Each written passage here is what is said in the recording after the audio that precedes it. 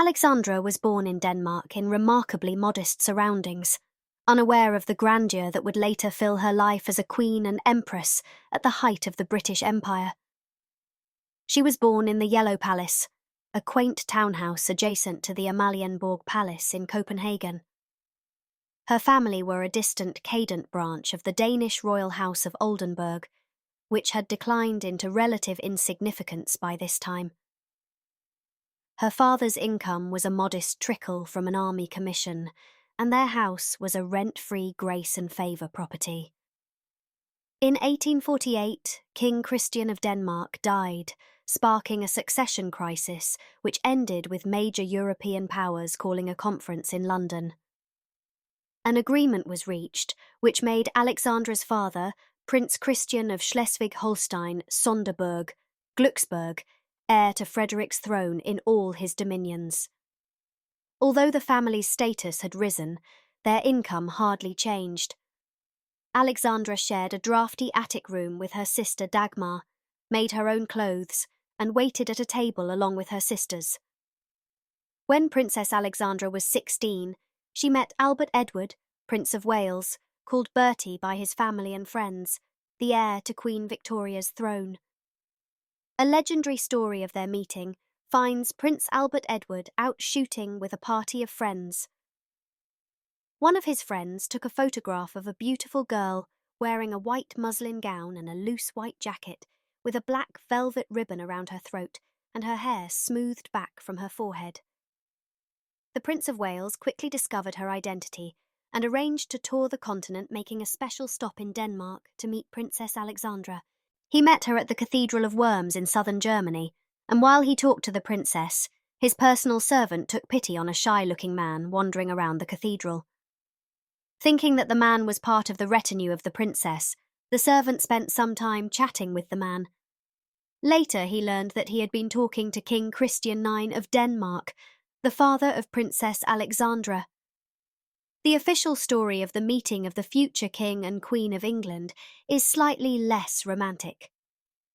Acting on a request from her parents, Queen Victoria and Prince Albert, Crown Princess Victoria of Prussia, introduced her brother, Albert Edward, the Prince of Wales, to Alexandra on September 24, 1861, in Speyer, a city of Rhineland-Palatinate, Germany.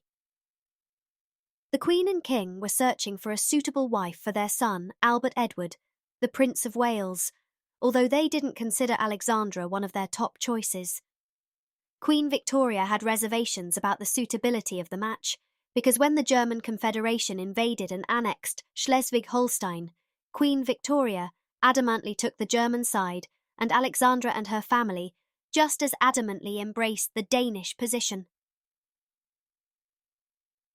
Albert Edward took some time to break off his affair with Nellie Clifton, but finally, on September 9, 1862, he proposed to Alexandra at the Laeken Royal Palace, the home of King Leopold V of Belgium, his great-uncle. After her engagement, Alexandra travelled from Denmark to Britain aboard the royal yacht Victoria and Albert II, arriving in Gravesend, Kent on March 7, 1863, to a royal and literary welcome when Poet Laureate Alfred Lord Tennyson wrote an ode in her honour. Thomas Longley, the Archbishop of Canterbury, married Alexandra and Albert Edward on March 10, 1863, at St George's Chapel in Windsor Castle, a site that both the press and prospective guests considered too small. Invited wedding guests included only Alexandra's closest relatives, disappointing the Danish people, and since Queen Victoria was still in mourning for Prince Albert, the ladies could wear only grey, lilac, or mauve. When the newlyweds left Windsor for their honeymoon on the Isle of Wight, schoolboys at nearby Eton College, including Lord Randolph Churchill, cheered them. Alexandra's father became Danish King Christian IX in 1863, and her brother George accepted the throne of Greece as George III. After his marriage, Albert Edward continued his relationships with other women, including Lily Langtry, the actress, Daisy Greville, Countess of Warwick, Agnes Kaiser, humanitarian, American Jenny Jerome, the future mother of Winston Churchill, and society matron Alice Keppel. Alexandra knew about most of her husband's relationships and bore them with dignity, remarking, "He loved me the most."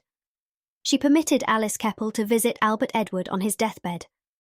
Alexandra remained faithful to Albert Edward. Prince Albert Edward and Alexandra settled into Marlborough House as their London home and chaussee, Sandringham House in Norfolk as a country retreat. The newlyweds entertained lavishly, and Queen Victoria disapproved what she considered their excessive socialising. Her contemporaries reported that Alexandra was dignified and charming in public and affectionate and fun-loving in private. She enjoyed activities including dancing, ice skating, and she also was a skilled horsewoman and tandem driver. Much to Queen Victoria's dismay, Princess Alexandra also enjoyed hunting, although the Queen unsuccessfully tried to make her refrain from hunting. Alexandra had a small scar on her neck that she hid it by wearing choker necklaces and high necklines, inadvertently setting a fashion precedent that survived for 50 years.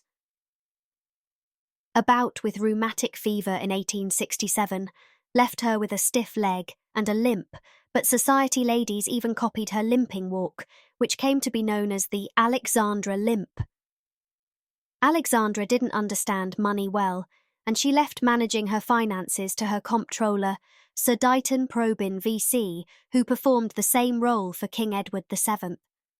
She practiced frugality when she had her old stockings darned for reuse and recycled her old dresses as furniture covers, but when her comptroller protested her more extravagant spending, she would wave her hand or pretend that she had not heard the complaints. Edward VIII, Queen Alexandra's grandson, who would later become the Duke of Windsor, summarised her attitude about money when he remarked that her generosity embarrassed her financial advisers, because whenever she received a letter asking for money, she would immediately send out a cheque without investigating the organisation or people requesting the funds. Even after the couple's first child, Prince Albert Victor, was born, Alexandra socialised as much as she had before, which caused some problems with her mother-in-law, the Queen, especially since Alexandra hated Prussians and Queen Victoria favoured them. Although the two women were genuinely fond of each other, the relationship between Alexandra and her mother-in-law, Queen Victoria, could at times be strained. From the beginning, Alexandra, the Princess of Wales, enjoyed immense popularity with the British public, much like her 20th century counterpart, Princess Diana. Her beauty captivated many of her subjects, but her enormous charm made them love her. For many years, she and Prince Bertie were the public symbols of British monarchy because Queen Victoria secluded herself after Prince Albert's death and did not attend public functions. Queen Victoria did not give the Prince of Wales any real responsibility, forcing him to serve his country in indirect ways and perhaps encouraging his womanising. As the years passed, Alexandra endured her husband's philandering with dignity, which further endeared her to the British public. For a long time, Alexandra was the most popular member of the royal family, and at times the crowds would cheer her and boo the Prince of Wales. Queen Victoria must have noted this, and perhaps resented her daughter-in-law's popularity. The births of Alexandra's first two children, Albert Victor and George, were premature, but she survived them in good health. The birth of Princess Louise on February 20th, 1867, was quite different. After the delivery, Alexandra became ill enough for the doctors to ask Queen Victoria and her own parents to come to her bedside. Her husband carried on his social life and flirtations and did not appear. Alexandra survived, but recovered as a changed person, both physically and emotionally. She had been an active, outgoing young woman, but now had a noticeable limp, and her illness had aggravated her otosclerosis, abnormal bone growth in the middle ear that causes hearing loss, and she became increasingly deaf. She used her charm and grace to deal with her otosclerosis, which some biographers say she inherited from her mother. She never recovered from the death of their oldest son, Prince Albert Victor, Duke of Clarence, who died on January 14, 1892, during an influenza epidemic. Much like her mother-in-law Queen Victoria did for Prince Albert, Alexandra left her son's room and possessions exactly as they had been the day he left them. In 1894, her brother-in-law Alexander III of Russia died, and her nephew Nicholas II became Tsar. Alexandra travelled to Russia to support her widowed sister Marie, Sophie Frederica Dagmar, or Maria Feodorovna, Empress of all the Russias, as she was known in Russia. She slept, prayed, and stayed by her sister's side until Alexander was buried, and stayed on in Russia for some time, despite the objections of her mother-in-law Queen Victoria. The death of her mother Queen Louise of Denmark in 1898 added to her mourning. After Queen Victoria died in January 1901, Albert Edward became King Edward VII, and Alexandra, his Queen Empress consort. In March 1901, the King and Queen's son George and their daughter-in-law Mary embarked on an extensive tour of the empire, leaving their young children with their grandparents. While George and Mary toured the empire, Edward and Alexandra prepared for the coronation of Edward Albert as King Edward VII in June 1902. A few days before the coronation, King Edward became seriously ill with appendicitis, and Alexandra stood in for him at a military parade and attended the Royal Ascot races in his place so the public wouldn't be alarmed at his absence. The coronation was postponed, and Dr. Frederick Trevis of the London Hospital operated on Edward to drain his infected appendix. After he recovered, Alexandra and Edward were crowned together in August 1902, with the Archbishop of Canterbury, Frederick Temple crowning Edward, and the Archbishop of York, William Dalrymple Maclagan crowning Alexandra. In 1910, Alexandra set a precedent when she became the first Queen consort to visit the British House of Commons during a debate.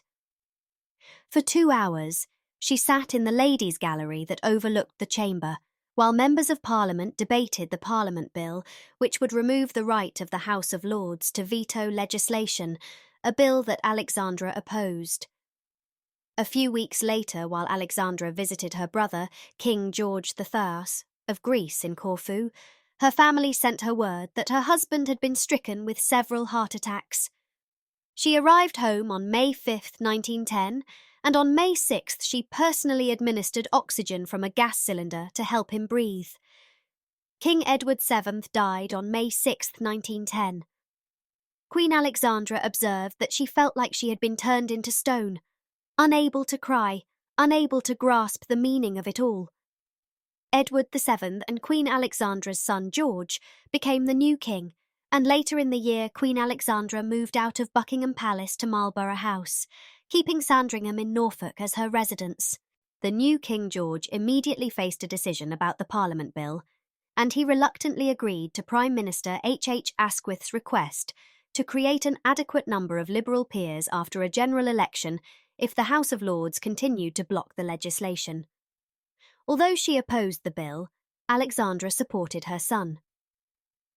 In 1911, Alexandra did not attend the coronation of King George because tradition dictated that a crowned queen should not attend the coronation of another king or queen, but she continued her charitable work. World War I only intensified Alexandra's dislike and distrust of Germans. She detested her nephew Kaiser Wilhelm II and voiced her revulsion in no uncertain terms during the controversy about the banners of foreign princes. During World War I, some people criticised the custom of hanging the banners of foreign princes awarded the Order of the Garter, Britain's highest order of knighthood, in St. George's Chapel, Windsor Castle. The critics said that since the German members of the order were fighting against Britain, their banners should be removed. Bowing to public opinion, King George had the banners taken down, but he went a step further and ordered both the Prussian banners and Hessian banners removed.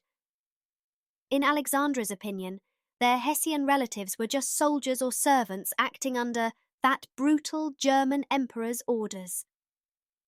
On September 17, 1916, Queen Alexandra endured a Zeppelin air raid close to her Sandringham residence, but the Russian branch of her family suffered much worse.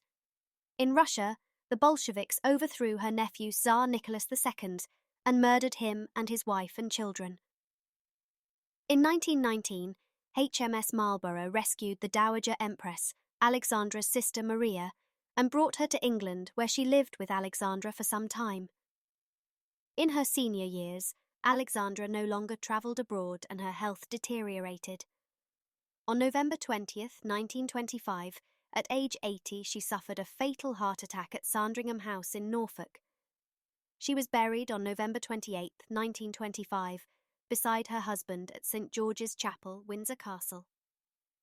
Tradition has it that when Diana became Princess of Wales on July 29, 1981, well-wishers handed her a biography of Queen Alexandra by Georgina Battiscombe. They believed it would be a helpful guide to coping with her new position, the same position that Alexandra assumed on March 10, 1863, and filled so successfully.